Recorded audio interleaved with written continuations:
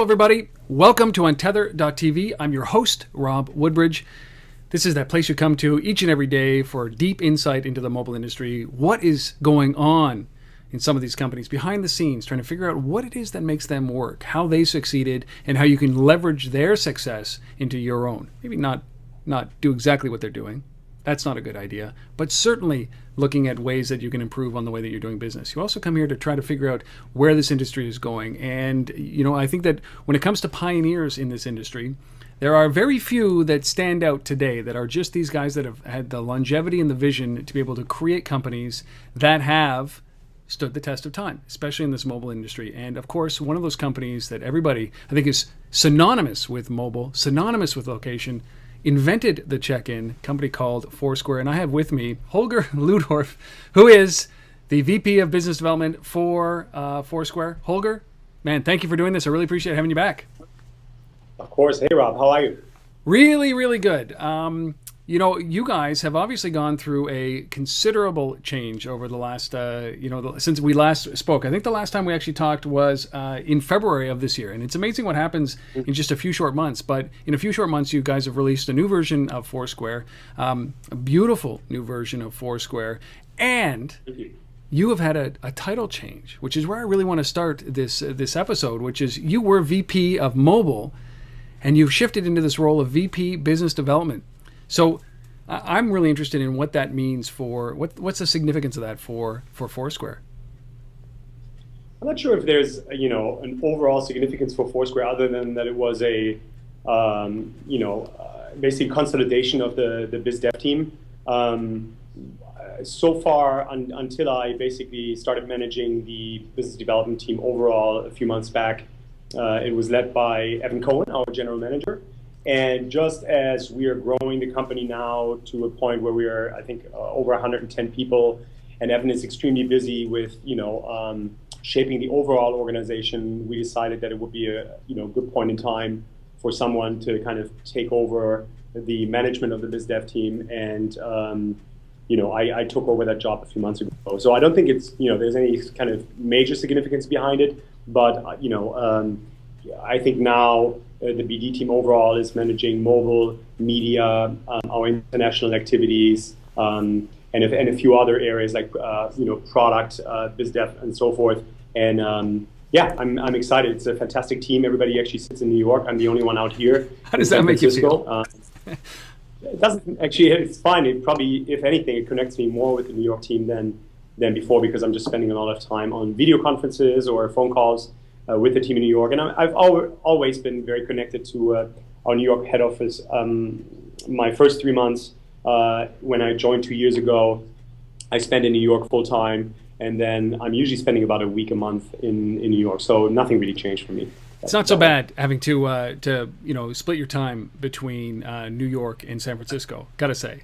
Yeah, two good cities. I definitely agree with that. And you get the vibe from both, which New York is a thriving, we talked about this in the last episode we did, a thriving startup communities. Obviously, San Francisco is synonymous with, and the area is synonymous with startups. So you it's not like you have to go to one city to recharge to bring that back to the other city. It's like total heightened alert the whole time, isn't it?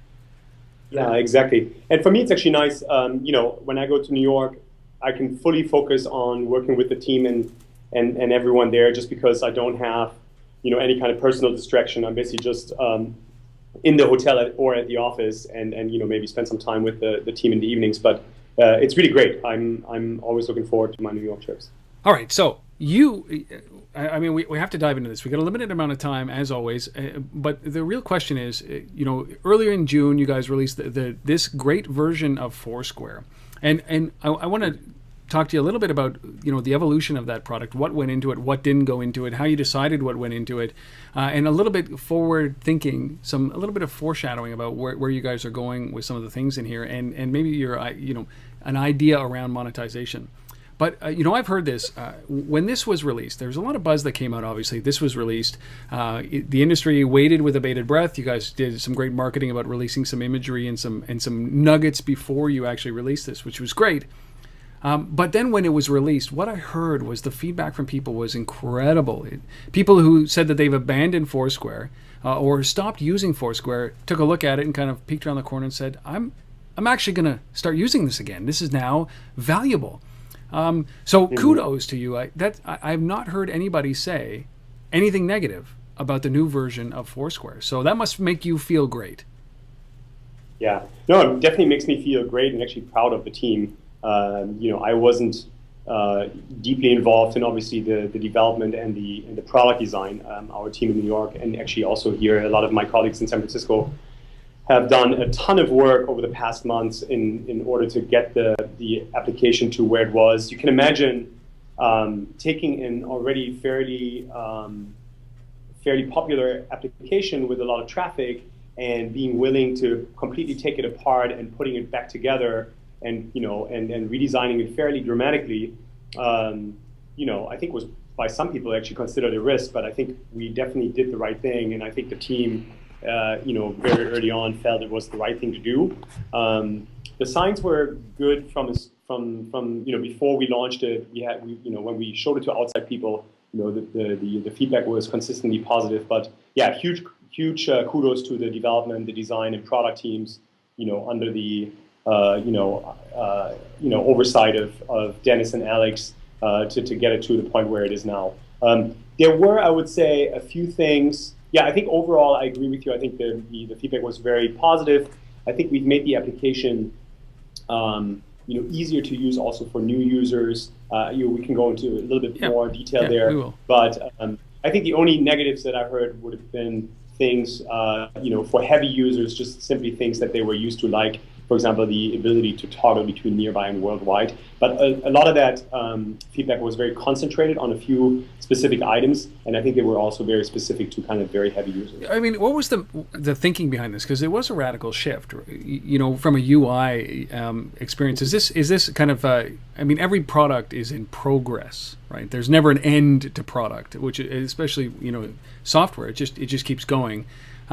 But was this, when you looked at this, when you guys undertook this, was there a mentality around it that this is a significant shift in the way that the business is going to operate? Or was this just a part of that plan, that evolution of the product where, you set out 3 years ago to build this and you're now on that path? Or has it shifted a little bit? Right. I don't think it shifted actually much, because I think it was always Dennis's vision to help help people to kind of make most of the world when they're kind of out and about, and that's kind of what Foursquare is all about. And so the impetus, I think, was that we realized over the last year or so, as we were growing towards the 20 million plus users that we are today and the 2 billion check-ins that we generated, that more and more users came actually into the app without necessarily checking in. They were actually consuming content. They were looking at tips and photos. They wanted to just kind of snack a little bit and see what their friends were up to nearby and maybe even across the world while they were traveling. And also, a lot of people were starting to use Explore and actually wanted to get recommendations, local recommendations, based on the social signal from their friends.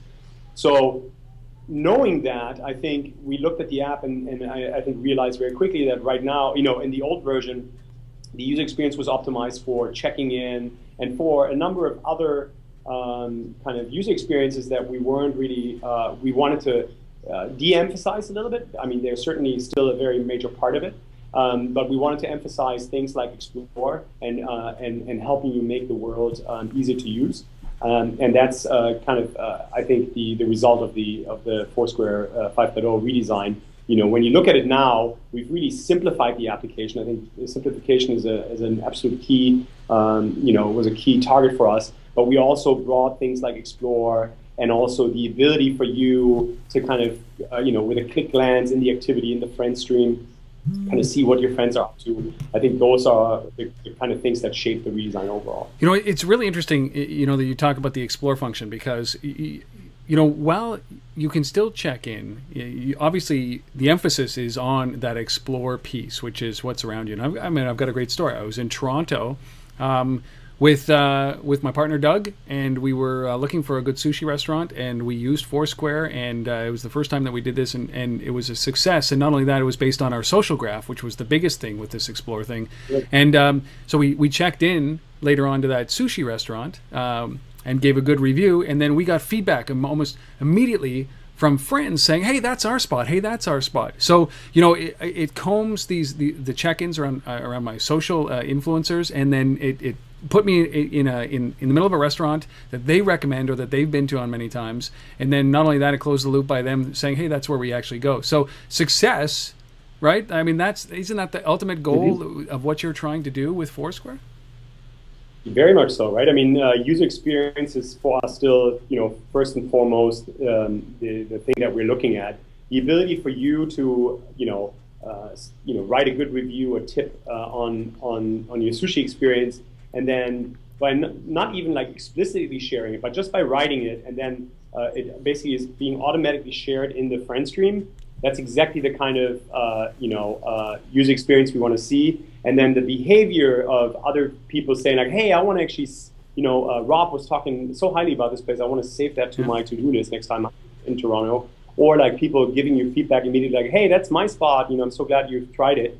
That is exactly the kind of user behavior that we were expecting and that we're glad to see, because I think it's very rewarding. Not just for you writing the tip, but also for the other people, being able to kind of save that and having that kind of social interaction that's related to a real world place. That's exactly the type of application that we wanted to build.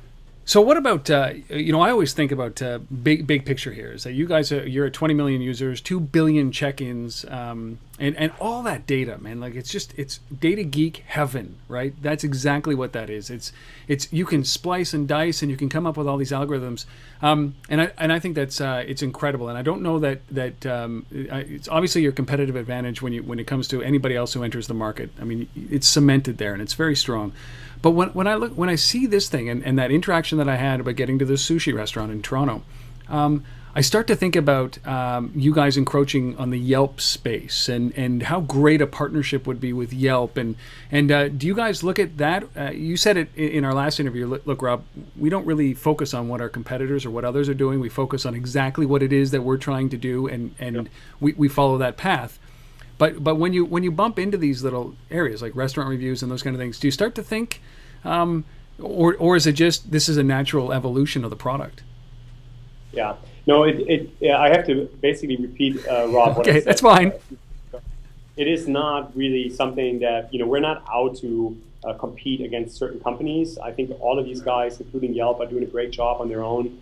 They have a different angle to it, and but we think that the way we are approaching it, with the social content that we're providing, with the ability to kind of divvy up social signal and base it on friends versus non-friends and so forth, we think that's from our perspective, better that's the approach. Differentiator, right? That's how you guys differ from all the other guys, yeah. Yeah, but also I think the ability for us, I mean, the way we've come from, basically zero 3 years ago to these 20 million users, 2 billion check-ins, 40 million points of interest. I don't know the exact number of photos and so forth and tips that we have in the system. And by the way, having that completely global, not just US centric, right. I think is something we're really proud of. And I think it was definitely done by design, clearly, but it wasn't by design to compete against specific companies. I think in order to be a successful startup, you have to kind of execute your own strategy and your own vision. And I think that's what Dennis and the product and engineering team are doing. I mean, it's almost like it's evolved, right? So I read a great article. It was an interview with you, and you talked about the fact that, listen, the product 5.0 is as a direct result of all of our customers and them telling us what they want in the product. How much did you guys balance their requests with that vision, and did it waver, did it change the way that you went as a result of taking in feedback like that? Yeah, it's an interesting question. I think if anything, it was pretty amazing and sometimes frustrating to see how you can imagine everybody in the company today at Foursquare are all like very heavy users, and there were certain things in the new app that were designed for new users or for kind of more the average user with the average amount of friends and so forth. And so I think the product team has done a great job, and Dennis as well, in saying no to certain things and basically staying true to their vision and how it can add the most value to the most people. That's not always easy, right? I think it's always harder to say no to things. It's always easy to kind of like add one more bell and whistle to a certain application and one more functionality. But then very quickly you end up with a very complex and difficult application. So, one thing I think that the team did really well is keep it very simple and actually, basically tailor the application to kind of the average user instead of tailoring it to Foursquare employees who are heavy users. I mean, I've heard Eric Ries say something to the equivalent that just one more feature kills products. Like, just one more feature kills products. And obviously you guys adhere to that because, simplicity is the hardest thing to achieve. And it might seem easy, but it's very difficult. What about this? You guys have gone through this development. You've built a user base. When we start talking about these numbers, 20 million users, 2 billion check-ins, 40 million locations globally, however many of millions of photos. I've heard the statistic that a check-in with a photo, amplifies. It's like 8 times or 9 times the viewership, the number of people that actually interact with that photo than not. So it's like a social media secret as well. But all these numbers. I mean, do they matter to you? Are these kind of like vanity numbers? And what are the metrics that you guys are looking at when you're going deep into the data to say, okay, check mark, we've hit that, we're doing things right, we are moving the needle for this company. Do you have those metrics? Yeah, absolutely. We do have those metrics. I mean, we do think it's important, how many check-ins we've generated total and how much venue data we have and how much metadata behind the venue data, because ultimately it gives us an indication of what we can do in terms of local recommendations. For example, Explore is powered by these 2 billion check-ins, and only because we have this social signal and we know what you, Rob, or your friends in Toronto like, can we give you a recommendation for that specific sushi place, right? So they are, yes, to a degree, also vanity numbers, but ultimately they are, really what powers a lot of the power behind the Foursquare application. We're clearly monitoring this. We're trying to enhance the data when we can. We're trying to, get better signal, and I think you see some reflection of that in the application as well. And we clearly, track how, how people are using the new app versus the old app, and that's, always kind of interesting content and interesting comparison. So yes, we very much see that. But the good news is, I can't go into too much detail, but the results that we've seen so far are very, very encouraging. So you're seeing more engagement from users since the launch of this. It's only been 3 weeks, so I'm not going to ask you to go into those numbers. But you expect that during that early stage of a new product release. But you're seeing some increased usage, deeper usage. Yeah, we see higher engagement. We see people really engaging with the new Explore look and feel. We've also made it a little easier. I think in the old Explore, you had to basically make choices for it was tough. What you were looking for. You have to make specific searches. And now we're actually immediately when you open Explore in the app, we're immediately surfacing new content around who are the friends nearby, what are the locations that you should try out nearby, what are the locations that are maybe on your to-do list or that are currently popular, with other Foursquare users. So there's a lot of valuable content that you have immediate access to, and yes, we're definitely seeing a great interest in Explore in the app now. What about when we talked in February? We talked about one of the features that I really thought was going to take off, which is Save to Foursquare. Which I had this perfect example. I was on a Porter Airlines flight. It's a Canadian Airlines up here, and they have their magazine in there, and it's a very well crafted magazine, and it has all of these restaurants that are listed in those restaurants in the magazine. And it was, one was in Vancouver, one was in Toronto, one was in New York, and I thought, hey, this one in New York I'm really interested in doing.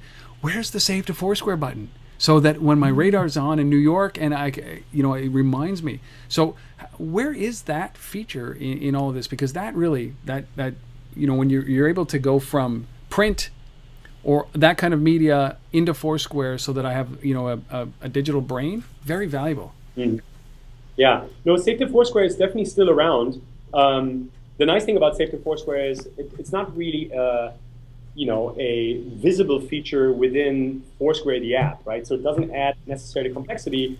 The only way you would see it as a user is really as a Save to Foursquare button in a, restaurant review in the New York Times, for example, right? And then if you like the restaurant, you can just click Save to Foursquare. So the reason I think why you're not seeing more of it is just simply the fact it's a resource question. We were extremely busy building the new application. the Save to Foursquare functionality is still very much available. Publishers are finding the functionality and how it works on our business pages. So we have more and more publishers signing up to them. After the initial concerted effort to make publishers aware of Save to Foursquare, I think we haven't really done that much since then. But overall, it's not gone away, and we're still strong believers that Save to Foursquare is a fantastic experience. I totally agree with you on that. It's just there's only so much you can do basically with 110 people, and maybe 20 or 30 of us who are more on the business or non-technical, non-product side. I can completely understand that. I don't want to forget that product, because I'll keep bringing it up, because it is of I think that's really where the value escalates when it's not about checking into places, it's about remembering places when you're heading there. But it leads me to this next set of questions, which is around this almost what I think is a transition from traditional search, right? So in North America, anyways, I'm sure that your European and Asian users and the rest of world, aside from North America, are looking at us crazy, because we use desktop search all the time. We sit down, it's a big white screen, we type in search, and then we sift through results. But that shift from traditional search to what I would consider mobile find, right? So it really fits in with what you're doing around radar, and it really fits around your Explore. Is that the trend that you're trying to hit onto? Is it because you're taking search in a different direction ultimately?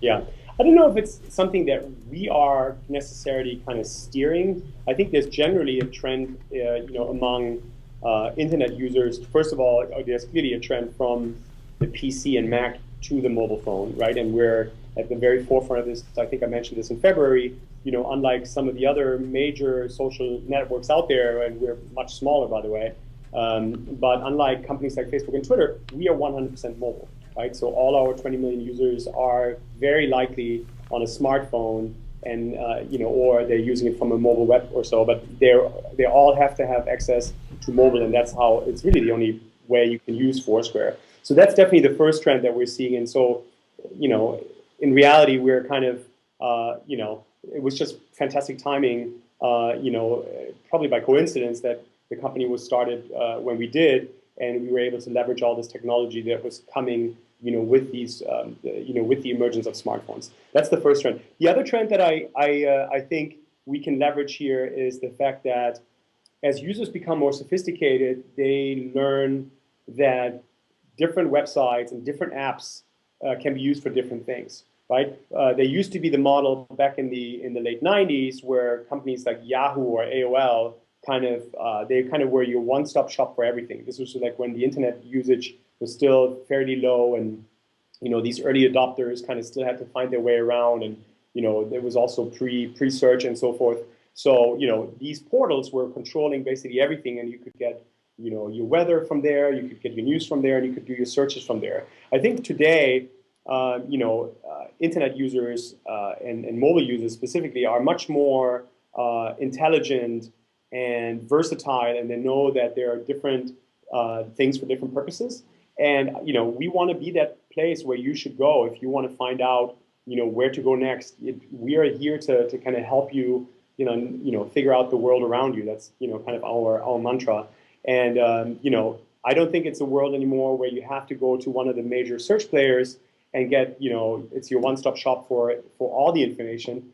From my perspective, we can actually provide better information. If you go to one of the major search engines today, and we would type in, we would sit in the same room with like 5 or 6 people, we would all get the same results, right? But whereas if you go and do that on Explore, we all very likely, based on our own preferences and based on the preferences of our Foursquare network, we would get very different results. And that's exactly the kind of personalization that I think people are expecting. And in a way, we're leveraging the intelligence of the users, that they kind of know where to go for certain options and for certain purposes. I mean, I'd be interested to hear anybody out there who's listening or watching this, that experience. If you sat with 5 of your friends and if you decided on a restaurant because it's the one common restaurant among all 5 of you based on your social graph, and eventually if you're friends, it'll land on something, and it's a pretty neat way to decide. Restaurant roulette. Ultimately, the one that everybody has in their list is the one that you go to. What about Siri? Like, this movement that we're starting to see to simplify even the user interface beyond touch, right, and beyond typing in and beyond just, hey, whomever, Siri, I'm interested in Mexican, or what's there to do around me? What's open right now? Do you look at voice as an evolution for something like Foursquare? Yeah, it could be, right. I think Siri is a very interesting product, probably still in its infancy, but exactly. Imagine a world where you could ask, a kind of a voice assistant, as I would call it, generically, if you could ask that voice assistant, like, hey, where do my friends, go for dinner in this neighborhood, right? Or where does my buddy Alex, who lives in New York, go for coffee here, right? Those are all of a sudden extremely personal questions that you can either search through a voice assistant, but you can also do that today already in Explore, right? So from my perspective, these voice assistants are kind of simply an enabler. I don't think it would be anything clearly that we would get into ourselves, because I think they will ultimately be, feature functionality of the different mobile platforms. But they are things that we can power with our data. And, as these platforms are opening up, I think these kind of search scenarios would be perfect. But the good news is you can do all of that today already by simply going into the Foursquare app and making these searches, right? If you search for coffee in Brooklyn, where my friend Alex lives, I will, in very high likelihood, get a bunch of results that are based on his favorite picks for coffee places in Brooklyn. So it already works today. It's just kind of a different interface. Yeah, you're right. I mean, everybody's trying to figure out the UI, the UI experience, and some work better. Some people will connect better with voice versus typing it in or giving up their location. Who knows? But certainly it is a coming trend. You're obviously looking at right now. Okay, so what about things around? You're trying to strike a balance between that people experience on the social graph and the business experience or the location experience that you've got all this data on. That balance between those two, are you emphasizing? Do you emphasize? Does Foursquare emphasize the social side, the people side, the business side? How do you balance that out? Because you're getting a ton of information being thrown at you with all of these check-ins and these and points of location. Is there a thought there? You're still focusing on the user right now? Yeah, we are definitely still, especially in this last, redesign launch, been very focused on user experience. I still think, by the way, this has only been kind of one progression towards an even better user experience over time. People have to get used to the ability to do these type of local recommendations or consuming the content and so forth.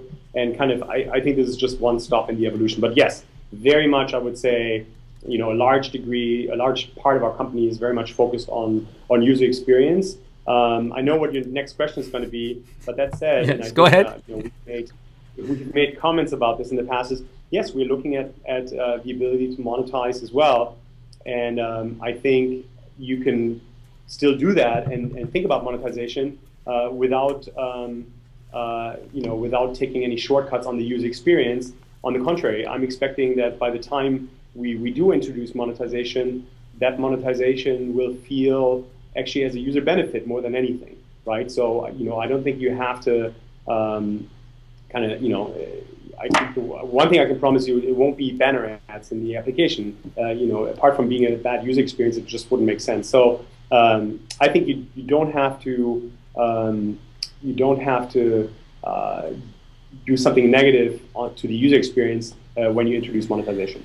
It's kind of all I want to say. No, that's fine, because I had an email actually from a listener and somebody who's watched the show before, and Bob Offenstein, and he said, There's a concept around there that around checking into brands and following brands and a lot of these things, and there's some things that Coke seems to be everywhere these days, and as a brand, do you guys strike that balance between location, physical location? I'm standing on a street corner, I'm in a restaurant, I'm in a bar, I'm in a hotel, versus those brand check-ins, which is, I'm having a Coke, or brands coming in and infiltrating Foursquare. How do you balance that, virtual versus real?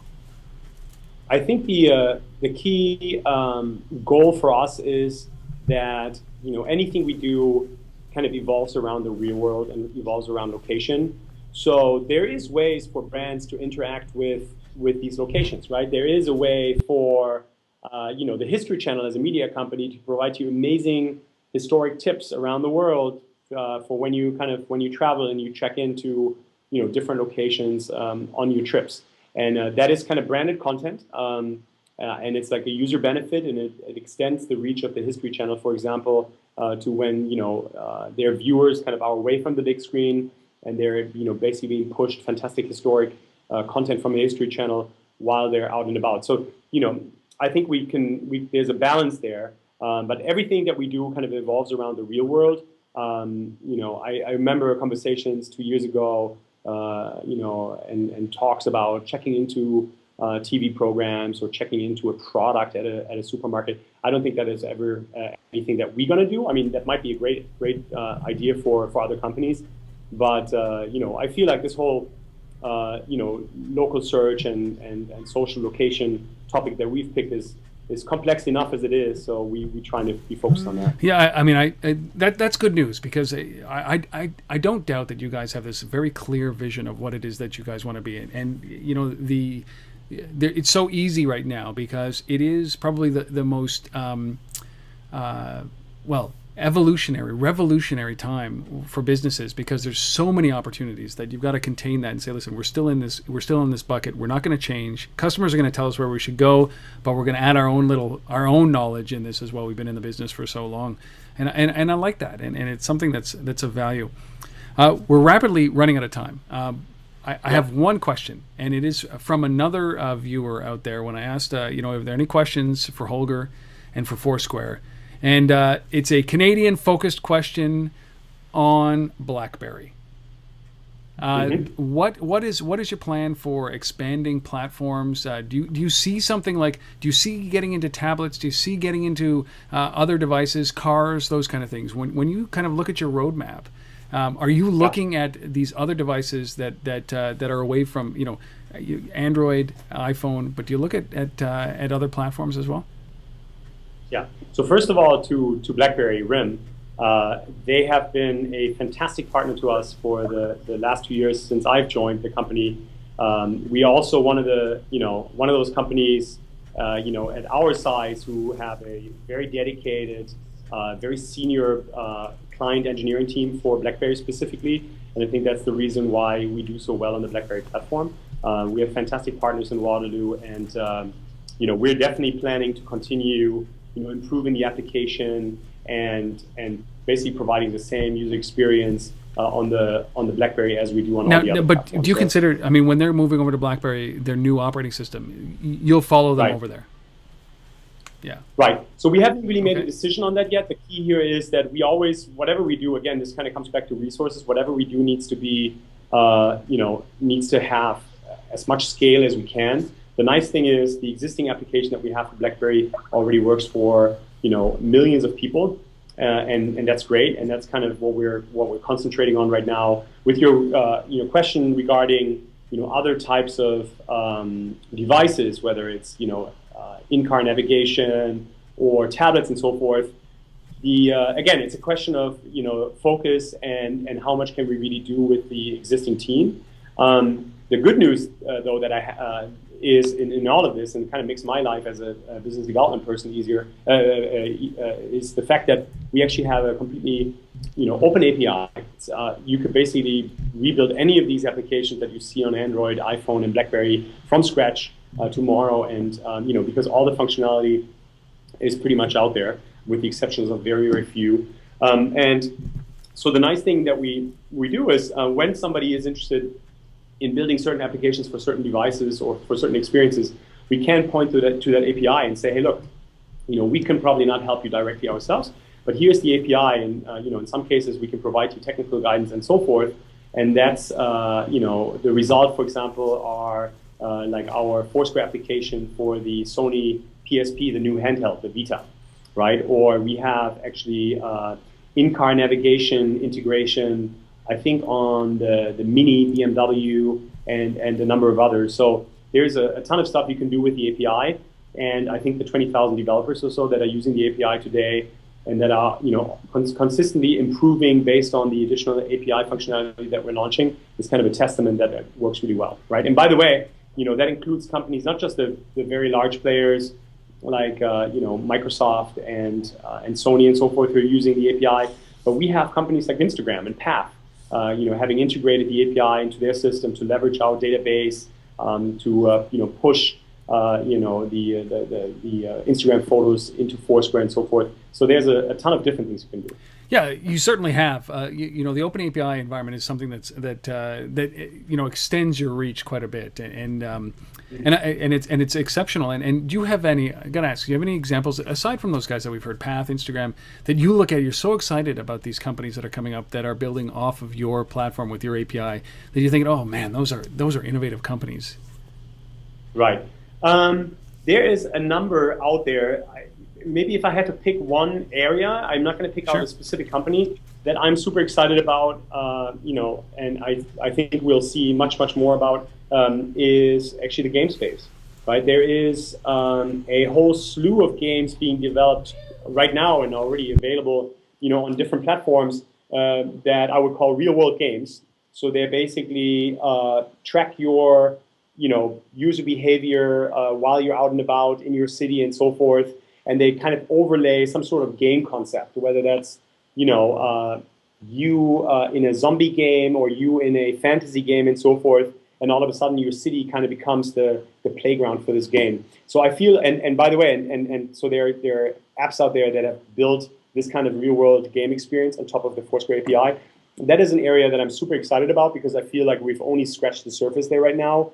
And, once we have, some of the bigger players, maybe with more manpower, really investing in these areas, I could imagine some fantastic stuff coming out of there. But already some of the smaller startups that have built these apps, have built great experiences out there. You can go to the app gallery in Foursquare, on Foursquare.com, and look under games, and you can find a few of those early examples already there. I implore everybody to go and do that. Also, for inspiration, if you're an entrepreneur looking for an idea, certainly there's a lot that we've talked about around here.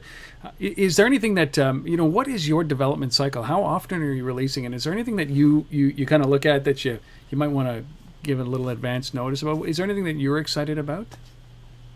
I'm excited about the rest of the summer. Maybe I'll leave it at that. In terms of development cycles, we tend to, I think, be pretty good about, releasing substantial new upgrades and features and so forth to the application. The last one, clearly, because of its complexity, has taken a little longer, but I think we've still done a great job at it in a good time. But yeah, no, all I can tell you is, look out for more exciting things from Foursquare over the coming months. All right, last question. Then I'm going to let you go. I promise here. When it comes to those development cycles, you just said it's a little bit longer every time it gets released. And is that literally like, because this was a big UI change and maybe a little shift in what you're emphasizing? But do you find that, as a business development guy, you're out there pushing the word and the time delay between launch, are you finding that that's expanding because the complexity of the product is expanding with it? Yeah, no, not necessarily. I think this was specific to this launch because it was so substantial, and the redesign really, we took all the application completely apart and basically reshuffled all the puzzle pieces and put it back together. I think in general, I wouldn't say that's necessarily true, right? It kind of really depends on the release and the type of thing that we're working on. Again, you'd probably be surprised in some of the other stuff that we have coming up. Oh, come on. Don't tease me like that, Holger. Come on. Right? Well, you heard it here. You heard it here that there's a lot of other stuff coming in the next couple of months. How's that? That's a scoop, right? That's a scoop. Right. You heard it first here on Untether.tv that there's stuff coming from Foursquare that's going to be innovative in the next couple of months. Well, listen, you know this app, Foursquare.com. I'd love to hear what your thoughts are on it. I'm a user of the application. I use it in multiple apps like Path and Instagram, exactly as Holger said. And but I'd like to know what you think about it. Has this version brought you back? And I'm sure that Holger would like to know as well. What are your thoughts on this? And are they going down this right path? It's a beautifully designed app. My only complaint before was that it's cumbersome. It's not fat finger friendly, but now we're starting to get into an elegance that is unheard of. I've seen, in Foursquare, and I think that that's a wonderful thing. UI, UX, good job on that. But you know where to find it, Foursquare.com. If you have any comments about it, reach out at untether@gmail.com. Holger, I can't wait to be sitting here talking about version 6 of this product and to see what's going on and talk about metrics in a deeper dive. And to try to figure out what's next for Foursquare, right? Thank you, Rob. It's always a pleasure. Definitely enjoyed the opportunity to kind of touch base again. Let's definitely do this in a few months again. And as you said, we're at Foursquare take feedback very, very seriously. If people want to reach out, they can also touch base with me directly on Twitter at Holger, which is my first name. But yeah, I'd love to hear feedback from the Untethered TV users out there. And looking forward to catch up again, Rob. Thanks so much. Awesome, Holger. We've been speaking with Holger Luedorf, who is the VP Business Development for Foursquare. You can find him at Holger, Holger. Hit him up if you've got any questions. Hit me up if you've got any questions.